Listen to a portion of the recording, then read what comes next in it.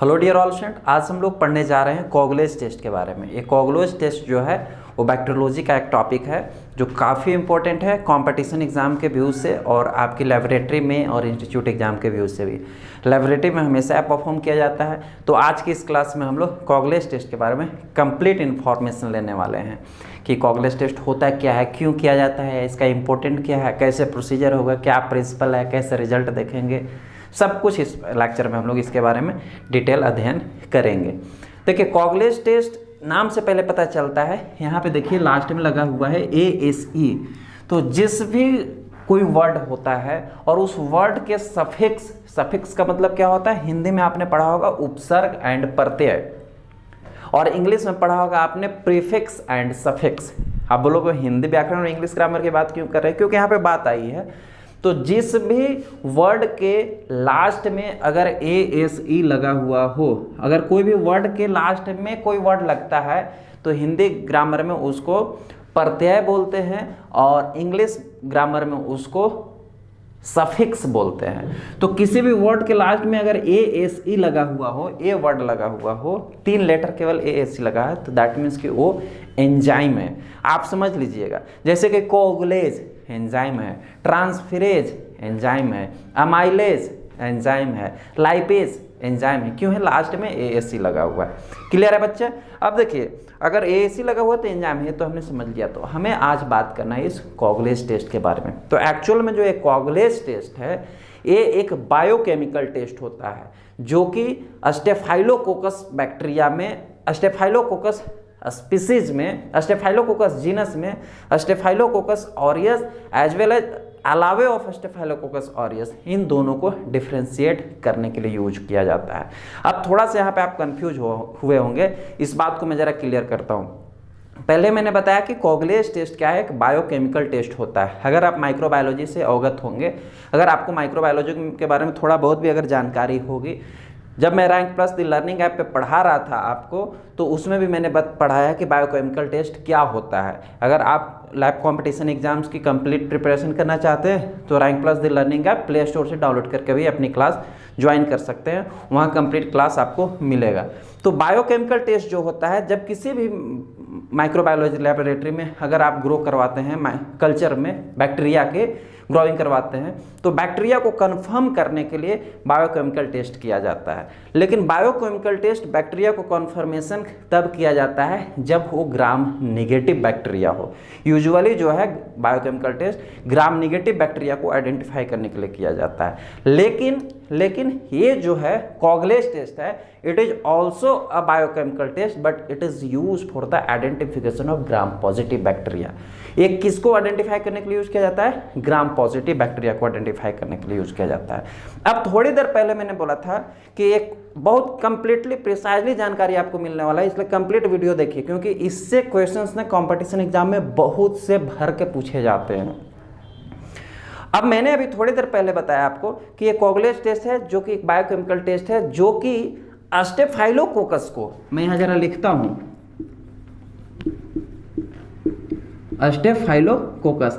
Staphylococcus bacteria में इस staphylococcus क्या है, एक जीनस है, इसको हम लोग क्या बोलते हैं, जीनस बोलते हैं। तो स्टेफाइलोकोकस जीनस में स्टेफाइलोकोकस ऑरियस और another than staphylococcus aureus, staphylococcus aureus के अलावे जो बैक्टीरिया होते हैं, इन दोनों को डिफ्रेंशिएट करने के लिए इसको यूज किया जाता है। अब जो ये स्टेफाइलोकोकस जीनस होता है, इस ये जो है स्टेफाइलोकोकस मोस्टली जो है वो ग्राम पॉजिटिव बैक्टीरिया होता है। कौन सा बैक्टीरिया है, ग्राम पॉजिटिव बैक्टीरिया है। और एक कौन सा बैक्टीरिया है, कोकाई है। कोकाई का मतलब क्या होता है, राउंड शेप में जो पाया जाता है बैक्टीरिया, उससे हम लोग बोलते हैं कोकस, यानी कोकाई बैक्टीरिया। रोड शेप में जो बैक्टीरिया पाया जाएगा उसको बोलेंगे bacilli bacteria. Rank plus the learning app पे पढ़ा रहा था आपको बैक्टीरिया की मॉर्फोलॉजी, तो उसमें सारी चीज़ें एक्सप्लेन किया था आपको मैंने। तो अब अभी मैंने क्या बताया कि स्टेफाइलोकोकस जो होता है वो ग्राम पॉजिटिव बैक्टीरिया है, और चूंकि ये स्टेफाइलो है, तो स्टेफाइलो का मतलब मीनिंग क्या होता है, ग्रेप लाइक क्लस्टर। क्या होता है इसका मीनिंग, ग्रेप्स लाइक क्लस्टर। तो ग्रेप्स मतलब अंगूर के जैसा गुच्छा। जब भी आपको स्टेफाइलोकोकस ऑब्जर्व होगा माइक्रोस्कोप में तो अंगूर के जैसे गुच्छे में ऑब्जर्व होगा। अंगूर का गुच्छा कैसा होता है, इस तरीके का बना हुआ होता है। इस तरीके से ही तो अंगूर फलता है सर, गुच्छे में ही तो फैलता है, ऐसे ही तो फलता है ना, ऐसे ही आपने देखा होगा। तो जब भी आपको स्टेफाइलोकोकस ऑब्जर्व होगा माइक्रोस्कोप में तो इसी प्रकार से ऑब्जर्व होगा, ठीक है। तो अभी मैंने आपको क्या बताया कि कोगुलेज टेस्ट, थोड़ी देर इसको और रोकिए। स्टेफाइलोकोकस जो होते हैं ये जीनस होता है और इस स्टेफाइलोकोकस में कई सारे वेरियस टाइप्स के स्पीसीज पाए जाते हैं, बहुत सारे स्पीसीज पाए जाते हैं, बट उसमें जो है 3 मेडिकली इंपॉर्टेंट स्टेफाइलोकोकस होते हैं। कितने होते हैं बॉस? 3 मेडिकली इंपॉर्टेंट स्टेफाइलोकोकस होते हैं। सबसे फर्स्ट वन होता है स्टेफाइलोकोकस ऑरियस। देखिए मैं यहाँ पे एस शॉर्ट में लिख रहा हूँ, इसका मीनिंग आप स्टेफाइलोकोकस समझना। सेकेंड वन होता है स्टेफाइलोकोकस एपिडर्माइडिस, एपिडर्माइडिस, ठीक है, एपिडर्माइडिस। एंड थर्ड वन होता है स्टेफाइलोकोकस सैप्रोफाइटिकस, सैप्रोफाइटिकस। देखिए स्टेफाइलोकोकस के ये 3 जो स्ट्रेन होते हैं वो बहुत ही इंपॉर्टेंट है। ये 3 स्ट्रेन जो हैं वो मेडिकली इंपॉर्टेंट होते हैं। ऐसे वेरियस टाइप्स के स्ट्रेन हैं जो मेडिकली इंपॉर्टेंट नहीं है, मेडिकल में पढ़ना उनको जानना जरूरी नहीं है। कंपटीशन के व्यू से, आपके सिलेबस के व्यू से ये जानना जरूरी है। तो अब मैंने क्या बताया कि स्टेफाइलोकोकस जीनस है और ये क्या है, इसके स्पीसीज हैं। अब जीनस और स्पीसीज बहुत डिटेल में हम लोग पढ़ चुके हैं, जान चुके हैं, लेकिन फिर भी आपको बता देता हूँ। जीनस के मतलब समझ सकते हैं कि ऐसा कि मेरे दादाजी, ठीक है, या आप समझिए कि मेरे पिताजी, एक मेरे पिताजी हैं जो जीनस हैं और उनके 3 बेटे हैं, जो एक मैं हूँ और मेरे 2 और भाई हो सकते हैं। तो जीनस हो गए मेरे पिताजी और स्पीसीज हो गए हमारे भाई लोग जो मेरे पिताजी के बच्चे होंगे। ऐसे ही आप सिंपल लैंग्वेज में समझिए। तो स्टेफाइलोकोकस में 3 जीनस होते हैं, स्टेफाइलोकोकस ऑरियस, एपिडर्माइडिस एंड सैप्रोफाइटिकस। तो जो एक कोगुलेज टेस्ट होता है इन्हीं तीनों में से स्टेफाइलोकोकस ऑरियस एंड एपिडर्माइडिस एंड सैप्रोफाइटिकस को डिफ्रेंशिएट करने के लिए यूज किया जाता है। अब थोड़ा सा एक और नॉर्मल भाषा में आप बातें समझिए कि सपोज दैट आपके लेबोरेटरी में कोई एक सैंपल आया है, सपोज दैट पस का सैंपल आया है, उसको आपने कल्चर मीडिया पे ग्रो करने के लिए स्टिकिंग कर दिया। 24 घंटे आपने वेट किया, 48 घंटे आपने वेट किया, यूजुअली 24 घंटे वेट किया जाता है, नहीं तो 48 घंटे भी वेट किया जाता है। 24 घंटे के बाद आपने उस कल्चर मीडिया पे ग्रोथ देखा है, ये ग्रोथ कॉलोनी की ग्रोथ हो गई। अब वहाँ पे कॉलोनी की ग्रोथ हुई तो आप डिफ्रेंशिएट नहीं कर पा रहे हैं कि वहाँ पे कौन सी बैक्टीरिया की ग्रोथ हुई है। तो सबसे फर्स्ट वन आपका प्रोसीजर क्या होता है कि जब कोई भी ग्रोथ होता है कॉलोनीज के अगर कल्चर मीडिया पे, तो उसका हम लोग ग्राम स्टेन करते हैं। क्या करते हैं? सबसे फर्स्ट वन हम लोग ग्राम स्टेनिंग करते हैं, ठीक है सर। अब जैसे ही आपने ग्राम स्टेनिंग किया, स्लाइड बनाया, स्मीयर बनाया, स्मीयर बना के ग्राम स्टेनिंग किया, ग्राम स्टेनिंग करने के बाद आपको उसमें ऑब्जर्व हो गया कि वो ग्राम पॉजिटिव बैक्टीरिया है। कौन सा बैक्टीरिया है सर? ग्राम पॉजिटिव बैक्टीरिया है। ग्राम स्टेनिंग करने के बाद हमें लग गया। ग्राम पॉजिटिव बैक्टीरिया कैसे लगा? हमने इसको स्टेन करने के बाद माइक्रोस्कोप में ऑब्जर्वेशन करी होगी। माइक्रोस्कोप में ऑब्जर्वेशन किया तो जो प्राइमरी स्टेन होता है ग्राम स्टेनिंग में, ग्राम स्टेनिंग का प्रोसीजर आपको पढ़ाया हूँ learning rank plus the learning app पे, वहाँ पर भी आप देख सकते हैं, ठीक है। तो जो प्राइमरी स्टेन था वो स्टेन हो चुका है, इस बैक्टीरिया ने स्टेन ले लिया था, इसलिए हम लोग कह रहे हैं कि ग्राम स्टेन है, ग्राम पॉजिटिव है। अगर सेकेंडरी स्टेन लेता तो ग्राम नेगेटिव कहते हैं, ठीक। जब माइक्रोस्कोप में हमने ऑब्जर्वेशन किया तो सारे बैक्टीरिया ग्राम पॉजिटिव हमें ऑब्जर्व हुए और उनकी जो स्ट्रक्चर ऑब्जर्व हुई इस प्रकार से ऑब्जर्व हुआ, गुच्छे के आकार में। इस प्रकार से छोटे छोटे बहुत सारे ऑब्जर्व हो रहे हैं। एक यहाँ ऑब्जर्व हो रहा है, इस प्रकार से ऑब्जर्व हो रहा है, एक यहाँ ऑब्जर्व हो रहा है, यहाँ पर भी ऑब्जर्व हो रहा है, इस प्रकार से हमें गुच्छे में दिखाई दे रहा है। तो हम लोग क्या समझ गए कि स्टेफाइलोकोकस है। ग्रोथ हुआ, ग्राम स्टेन किए, ग्राम स्टेन में ग्राम पॉजिटिव डिटेक्ट हुआ और स्ट्रक्चर इस प्रकार से डिटेक्ट हुआ। तो इस प्रकार से अगर स्ट्रक्चर दिख रहा था तो हम लोग क्या बोलेंगे? स्टेफाइलोकोकस है। क्यों? बिकॉज ऑफ स्टेफाइलोकोकस जो होता है ग्रेप्स लाइक क्लस्टर में प्रेजेंट होता है। ये तो क्लियर हो गया। लेकिन अभी जस्ट मैंने बताया कि स्टेफाइलोकोकस में 3 स्पीसीज होता है जो मेडिकली इंपॉर्टेंट है, जो इन्फेक्शन क्रिएट कर सकता है। Staphylococcus aureus, staphylococcus epidermidis and staphylococcus saprophyticus. तो अब पंगा यहाँ पर ये आ जाता है कि ये कौन सा है इन तीनों में ये कौन सा है कैसे हम लोग पता लगाएंगे? तो बस इसी को डिफ्रेंशिएट करने के लिए कि आइदर स्टेफाइलोकोकस ऑरियस है कि एपिडर्माइटिस सैप्रोफाइटिकस, दोनों में से कोई और है, उसके लिए ही हम लोग कोगुलेज टेस्ट यूज करते हैं। पहले सिग्निफिकेंस तो ये हो गया, पहली बात तो ये हो गया। दूसरी बात और समझिए जरा, आपको एक चीज और, मैं जब स्टेफाइलोकोकस लेक्चर पढ़ा रहा था rank plus the learning app पे, तो वहाँ पे मैंने आपको बताया था कि जो स्टेफाइलोकोकस होते हैं, जरा यहाँ पे मैं फ्रेश लिखता हूँ, इसको क्लियर करता हूँ थोड़ा सा, एक सेकंड आपका टाइम और लूँगा, ज़्यादा टाइम मैं नहीं लूँगा। देखिए यहाँ मैं लिखता हूँ स्टेफाइलोकोकस,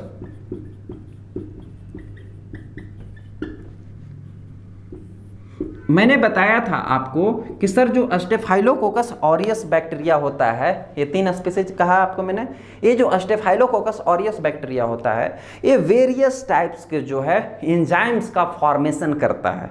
क्या करता है? वेरियस टाइप्स के एंजाइम्स का फॉर्मेशन करता है। किस टाइप्स के एंजाइम का फॉर्मेशन करता है? जैसे कि कोगुलेज एंजाइम, कोगुलेज एंजाइम का फॉर्मेशन करता है, फॉस्फेटेज एंजाइम का फॉर्मेशन करता है, राइबोन्यूक्लियेज एंजाइम का फॉर्मेशन करता है, राइबोन्यूक्लियेज एंजाइम का फॉर्मेशन करता है। इस प्रकार के एंजाइम्स का जो फॉर्मेशन है वो स्टेफाइलोकोकस ऑरियस करता है। अब क्योंकि स्टेफाइलोकोकस ऑरियस इस टाइप्स के एंजाइम का फॉर्मेशन करता है, इसलिए एंजाइम के फॉर्मेशन के बेस पे स्पेशली कौन सा एंजाइम?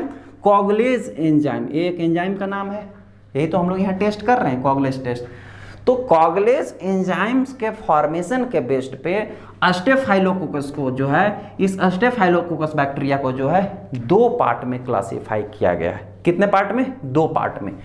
एक को बोलते हैं कोगुलेज पॉजिटिव स्टेफाइलोकोकस और दूसरे को बोलते हैं कोगुलेज निगेटिव स्टेफाइलोकोकस। यानी एक को बोलते हैं कॉप्स बैक्टीरिया और एक को बोलते हैं कॉन्स बैक्टीरिया। ठीक है, कॉन्स का मतलब इसका फुल फॉर्म क्या हो गया? COPS मैंने लिखा है, कोगुलेज पॉजिटिव स्टेफाइलोकोकस, और इसका हो गया कोगुलेज निगेटिव स्टेफाइलोकोकस। किस प्रकार से क्लासिफाई किया हमने? कोगुलेज एंजाइम के प्रोडक्शन के बेस पे, क्योंकि स्टेफाइलोकोकस ऑरियस जो है वो कोगुलेज, ऐसा समझिए कि स्टेफाइलोकोकस बैक्टीरिया जो होते हैं वो कोगुलेज एंजाइम का प्रोडक्शन करते हैं, उसके बिहाफ पे हमने इनको बांट दिया। अब जो एक कोगुलेज पॉजिटिव स्टेफाइलोकोकस होगा वो होगा स्टेफाइलोकोकस ऑरियस। कौन होगा? यानी कि जो स्टेफाइलोकोकस ऑरियस जो है वो कोगुलेज का प्रोडक्शन करता है, जबकि स्टेफाइलोकोकस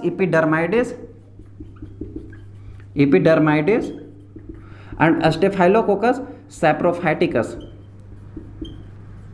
सैप्रोफाइटिकस, ये दोनों बैक्टीरिया जो हैं वो इस कोगुलेज एंजाइम का फॉर्मेशन नहीं करते हैं, जबकि स्टेफाइलोकोकस ऑरियस जो है कोगुलेज एंजाइम्स का फॉर्मेशन करता है। तो यानी कि अगर एक कोगुलेज एंजाइम का फॉर्मेशन करता है तो जब हम लोग टेस्ट करेंगे कोगुलेज टेस्ट करेंगे तो जिसमें कोगुलेज एंजाइम प्रेजेंट होगा वो पॉजिटिव शो करेगा, जिसमें कोगुलेज एंजाइम प्रेजेंट नहीं होगा वो निगेटिव शो करेगा। यानी कि अगर हमारा ग्रोथ आया था और हम लोग स्टेफाइलोकोकस ऑब्जर्व किए थे माइक्रोस्कोप में, लेकिन डिफ्रेंशिएट नहीं कर पा रहे थे, और जब कोगुलेज टेस्ट अगर हम लोग करेंगे, अगर कोगुलेज टेस्ट पॉजिटिव आ जाएगा तो क्या हम लोग समझेंगे? इसका मतलब कि वहाँ पे स्टेफाइलोकोकस ऑरियस बैक्टीरिया प्रेजेंट है। क्यों? क्योंकि कोगुलेज तो इसी में प्रेजेंट होता है ना, इन दोनों में तो प्रेजेंट ही नहीं बेचारों में। तो अगर कोगुलेज निगेटिव शो कर देगा, स्टेफाइलोकोकस हमने ऑब्जर्व किया था माइक्रोस्कोप में, लेकिन कोगुलेज निगेटिव अगर शो कर दिया बायोकेमिकल टेस्ट करते समय, तो इसका मतलब कि ये वाला बैक्टीरिया प्रेजेंट है, ये प्रेजेंट नहीं है, क्योंकि वहाँ पे कोगुलेज निगेटिव शो कर रहा है। यानी कि कोगुलेज पॉजिटिव स्टेफाइलोकोकस और कोगुलेज निगेटिव स्टेफाइलोकोकस को डिफ्रेंशिएट करने के लिए भी कोगुलेज टेस्ट यूज किया जाता है। ये बहुत वेरी इंपॉर्टेंट MCQs है कॉम्पिटिशन एग्जाम का, आप लिख लेना। क्लियर हुआ है बात? ये दोनों चीजें आपको समझ में आई, कोगुलेज पॉजिटिव और कोगुलेज नेगेटिव। एक और इंपॉर्टेंट फैक्ट्स बताता हूं। अगर स्टेफाइलोकोकस की ग्रोथ आई होगी मीडिया पे, कॉलोनी ग्रोथ हुई होगी, तो आप कॉलोनी ग्रोथ के बिहाफ पर भी इन दोनों को आप डिफ्रेंशिएट कर सकते हैं। अब बोलो कैसे? जो कोगुलेज पॉजिटिव स्टेफाइलोकोकस होगा, यानी कि स्टेफाइलोकोकस ऑरियस कोगुलेज पॉजिटिव है, तो जो कोगुलेस पॉजिटिव स्टेफाइलोकोकस होगा उसकी कॉलोनीज की जो कलर होगी, जो कॉलोनी ग्रोथ हुई होगी, वो गोल्डन येलो कलर की होगी। कैसा होगा? गोल्डन येलो कलर की कॉलोनीज आपको ऑब्जर्व होगा। और जो कोगुलेस नेगेटिव स्टेफाइलोकोकस होगा, या तो एपिडर्माइडिस हो या तो सेप्रोफाइटिकस हो, इसकी कॉलोनीज की कलर जो होगी वो वाइटिस कलर का होगा। कैसा?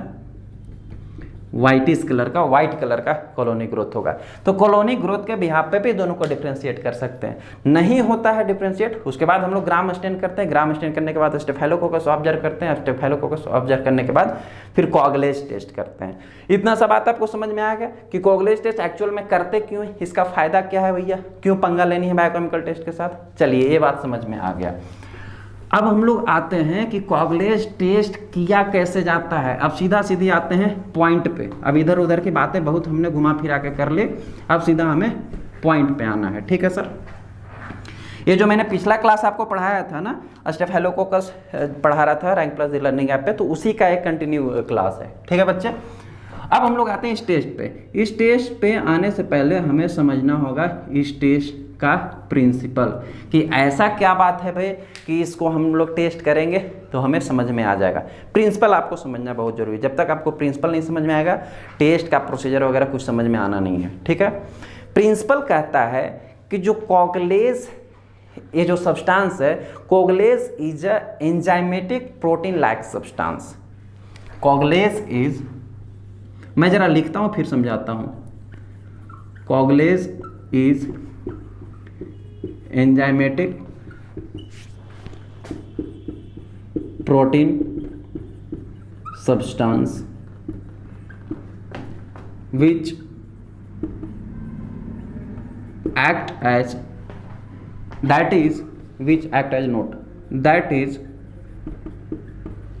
thermostable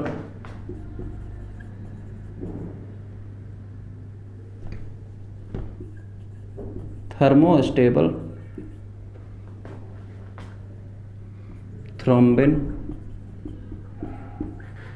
like substance. यहां प्रोटीन ही रहने दो, सब्सटेंस। थोड़ा सा इतना समझते हैं फिर आगे बढ़ेंगे। देखिए प्रिंसिपल ये कहता है कि कोगुलेस जो होता है एक एंजाइमेटिक प्रोटीन है। जैसा पहले ही बताया कि कोगुलेस एंजाइम्स है, और एंजाइम्स जो है यूजुअली प्रोटीन के बने हुए होते हैं।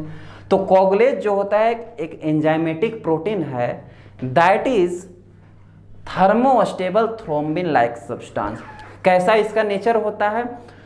थर्मोस्टेबल नेचर होता है। थर्मोस्टेबल का मतलब क्या होता है? हीट स्टेबल, यानी कि अगर इसको हम लोग हीट करेंगे तो ये डिस्ट्रॉय नहीं होगा। यूजुअली 30 डिग्री 40 डिग्री पर डिस्ट्रॉय नहीं होगा, ये थर्मोस्टेबल होता है। दूसरा इसका प्रॉपर्टीज मैंने क्या बताया कि थ्रोम्बिन लाइक सब्सटेंस होगा। थ्रोम्बिन क्या है? ये एक एक्टिवेटेड क्लॉटिंग फैक्टर है। देखिए आपकी बॉडी में जो है 13 क्लॉटिंग फैक्टर होते हैं। सबसे फर्स्ट वन क्लॉटिंग फैक्टर जो होता है वो प्रोथ्रोम्बिन होता है। उसका नाम क्या होता है सर? प्रोथ्रोम्बिन। जरा डिटेल में समझिएगा।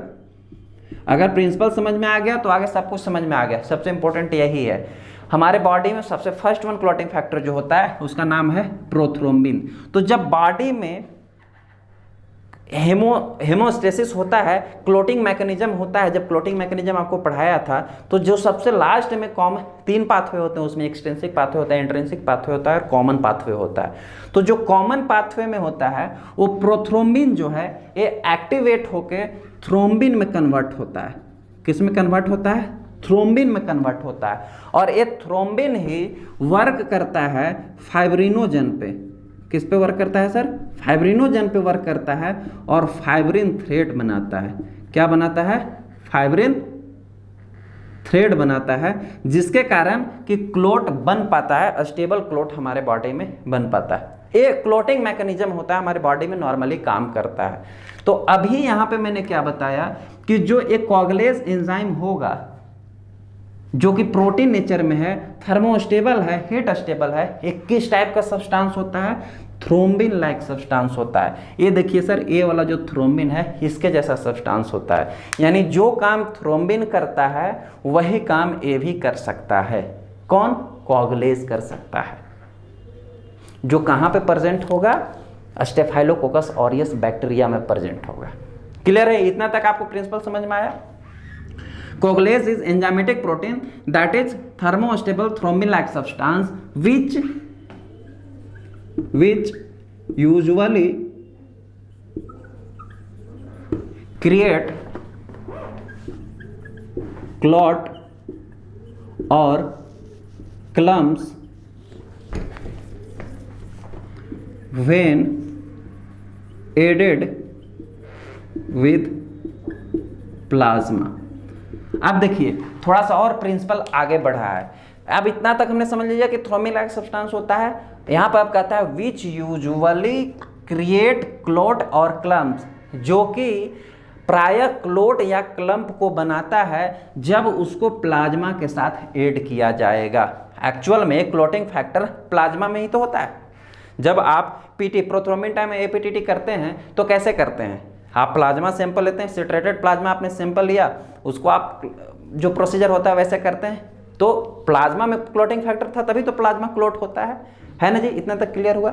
तो यानी कि जो कोगुलेज है ये भी थ्रोम्बिन जैसा ही काम करेगा। जब इसको हम लोग प्लाज्मा के साथ ऐड करेंगे तो ये भी क्लोट या क्लम्प्स बना देगा। क्लम्प्स का मतलब छोटे छोटे क्लोट, विजिबल क्लोट। क्लियर हुआ? बस यही जो है वो प्रिंसिपल है। अब यहाँ पे प्रॉब्लम क्या हुई कि ये प्लाज्मा के साथ हम लोग ऐड करेंगे, तो किस प्लाज्मा के साथ ऐड करेंगे भाई? थोड़ा सा प्रोसीजर समझाऊंगा तो और भी बहुत सारी बातें क्लियर होगी। तो जो हम लोग यहाँ प्लाज्मा लेते हैं, स्टैंडर्ड प्रोसीजर जो कहता है वो कहता है कि आपको रैबिट प्लाज्मा लेना है। कौन सा प्लाज्मा लेना है सर? रैबिट प्लाज्मा, यानी कि खरगोश की प्लाज्मा लेना है। ये स्टैंडर्ड प्रोसीजर कहता है, लेकिन अभी यूजुअली हम लोग लेबोरेटरी में अब रैबिट प्लाज्मा लेते चलेंगे तो बहुत महंगा पड़ता है सर, पैसे बचाना पड़ता है। तो वहाँ पे हम लोग ह्यूमन प्लाज्मा ही ले लेते हैं, यानी कि जो हमारा बॉडी का ब्लड है वही ले लेते हैं। किसी का भी हो सकता है, ऐसा कोई जरूरी नहीं कि एक पर्टिकुलर पर कोई भी पेशेंट का तो ब्लड आपके यहाँ आया ही होगा, वो ह्यूमन का प्लाज्मा ले लेंगे। लेकिन स्टैंडर्ड प्रोसीजर कहता है कि ह्यूमन का प्लाज्मा नहीं लेना चाहिए। क्यों नहीं लेना चाहिए? ये बताता है कि ह्यूमन के प्लाज्मा जो है वो लेस सेंसिटिव है क्लॉट बनाने के लिए, और रैबिट का प्लाज्मा जो हाईली सेंसिटिव है क्लॉट बनाने के लिए। आप बोलोगे कि हमारा तो कटता है तो तुरंत क्लॉट बन जाता है सर, ऐसा कैसे लेस सेंसिटिव है?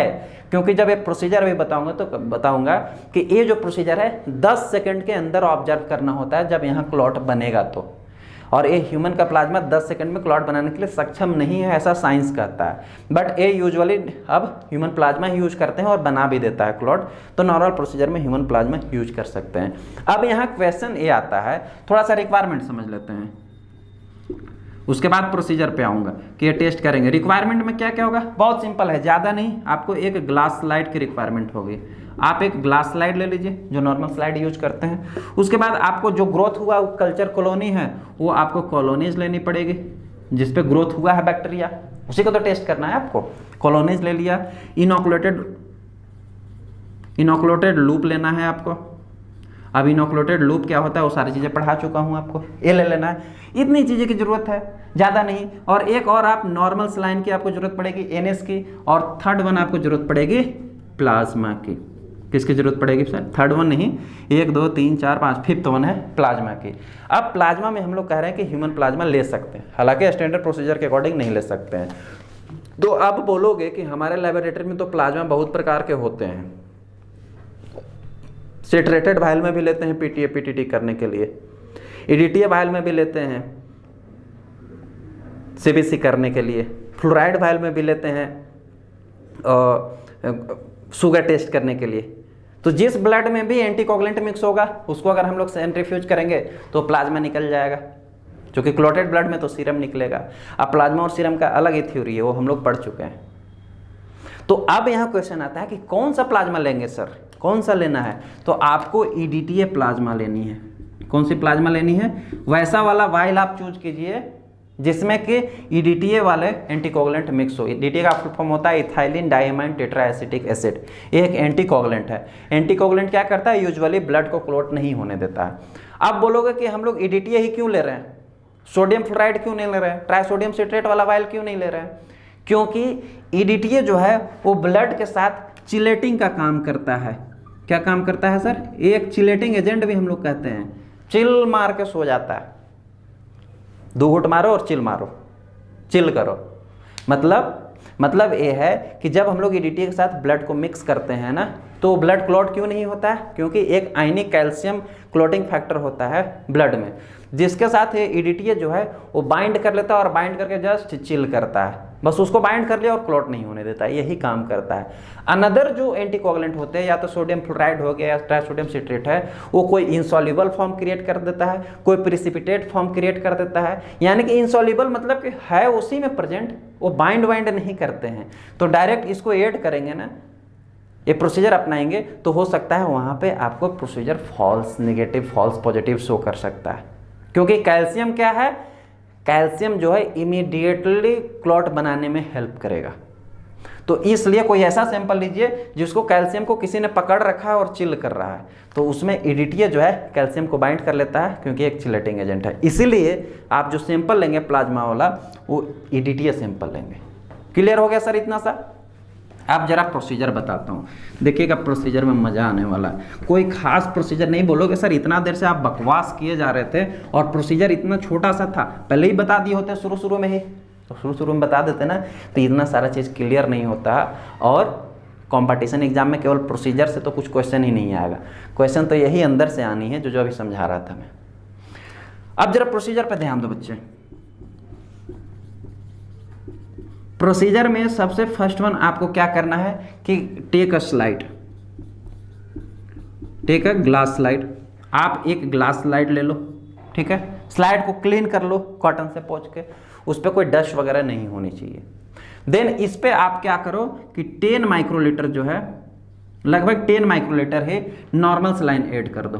क्या डाल दो? अरे एक ड्रॉप डाल दो, इतना नापना क्या, जोखना क्या, ड्रॉपर लो, एक ड्रॉप इस पे नॉर्मल सलाइन डाल दो NS। और फिर उसके बाद आपको क्या करना है, इनोकुलेटेड लूप को हीट करो, रेड हॉट कर दो, स्टेलाइज करो, और जो कॉलोनी ग्रोथ हुआ है, जो बैक्टीरिया कल्चर का मीडिया वाला प्लेट होगा, उसे कॉलोनी को, फ्रेश कॉलोनी को उठाओ, और कॉलोनी को उठा के यहाँ पर इस पे जो नॉर्मल सलाइन डाला है आपने, इसमें आप मिक्स कर दो सर, इसको प्रॉपर अमाउंट में मिक्स कर दो, ऐसे ऐसा करके पूरा मिक्स होने के बाद टर्बेट सस्पेंशन यहाँ बन जाएगा, मिल्की कलर का सस्पेंशन बन जाएगा। सस्पेंशन बनने के बाद अब आपको क्या करना है, अभी आता है मेन काम। कोई भी आपके पास EDTA वायल पड़ा हुआ होगा, उसका प्लाज्मा होगा, उठा लो, किसी भी पेशेंट का उठा लो, और उठाने के बाद जो है इसमें 1 ड्रॉप डाल दो, और 1 ड्रॉप डालने के बाद इमीडिएटली जो है इसको इस तरीके से सेक करो, मिलाना नहीं है, बस हिलाना है, सेक करना है। सेक करने के बाद विदिन द 10 सेकंड, देखिए रिजल्ट जो है आपको 10 सेकंड के अंदर देखना है। जैसे ही आप इसमें प्लाज्मा ऐड करेंगे, जैसे ही आपने इसमें प्लाज्मा ऐड करना है, प्लाज्मा ऐड किया आपने, अगर उस बैक्टीरिया में कोगुलेज एंजाइम प्रेजेंट होगा तो एक इस तरीके का काम करेगा, थ्रोम्बिन के जैसा काम करेगा, और जैसे ही प्लाज्मा में ऐड करोगे आपको तुरंत यहाँ पे विजिबल क्लॉट या क्लम्प जो है वो शो कर देगा। अब अगर यहाँ पे क्लॉट या क्लम्प मुझे शो कर दिया तो इसका मतलब क्या इंडिकेट कर रहा है कि उसका मतलब है कि उसमें स्टेफाइलोकोकस ऑरियस बैक्टीरिया जो है उस ग्रोथ में प्रेजेंट है, क्योंकि स्टेफाइलोकोकस ऑरियस में ही कोगुलेज एंजाइम प्रेजेंट होता है सर, थोड़ी देर पहले मैंने बताया था। अगर यहाँ पे हमें विजिबल क्लॉट या क्लम्प्स नहीं दिखता है तो इसका मतलब क्या समझेंगे कि जो बैक्टीरिया हमने डाला उसमें कोगुलेज एंजाइम प्रेजेंट ही नहीं था। कोगुलेज एंजाइम प्रेजेंट नहीं रहेगा तो थ्रोम्बिन जैसा वर्क नहीं करेगा, थ्रोम्बिन जैसा वर्क नहीं करेगा तो कोई भी प्लाज्मा में ऐड करने के बाद क्लॉट या क्लम्प दिखेगा ही नहीं, और क्लॉट या क्लम्प नहीं दिखेगा तो हम समझ जाएंगे कि जो हमें स्टेफाइलोकोकस दिख रहा था वो ऑरियस नहीं है, या तो एपिडर्माइडिस है या तो सैप्रोफाइटिकस है। हो गया डिफ्रेंशिएट। यही था प्रोसीजर, यही था इंटरप्रिटेशन, इसी को कहते हैं कोगुलेज टेस्ट। एक और रीजन, अभी जब थोड़ी देर पहले आपको मैं बता रहा था कि ह्यूमन का प्लाज्मा क्यों नहीं यूज करते हैं। पहला तो बोलते हैं कि इनसेंसिटिव होता है, एक और रीजन होता है नहीं यूज करने के बिहाइंड, क्योंकि ह्यूमन का प्लाज्मा जो भी हमारे पास सैंपल आया होगा लेबोरेटरी में, वो कोई ना कोई किसी ना किसी पेशेंट का कोई इन्फेक्टेड ब्लड ही होगा। किसी को बैक्टीरियल इन्फेक्शन होगा, किसी को वायरल इन्फेक्शन होगा, किसी को पैथोजेनिक अनदर इन्फेक्शन होगा, कोई ना कोई इन्फेक्टेड पर्सन का ही तो ब्लड आएगा लेबोरेटरी में। कोई अच्छा आदमी तो ब्लड आपको देकर नहीं ना जाएगा, कोई ब्लड बैंक आप थोड़ी खोले हुए माइक्रोबायोलॉजी में, हैं जी।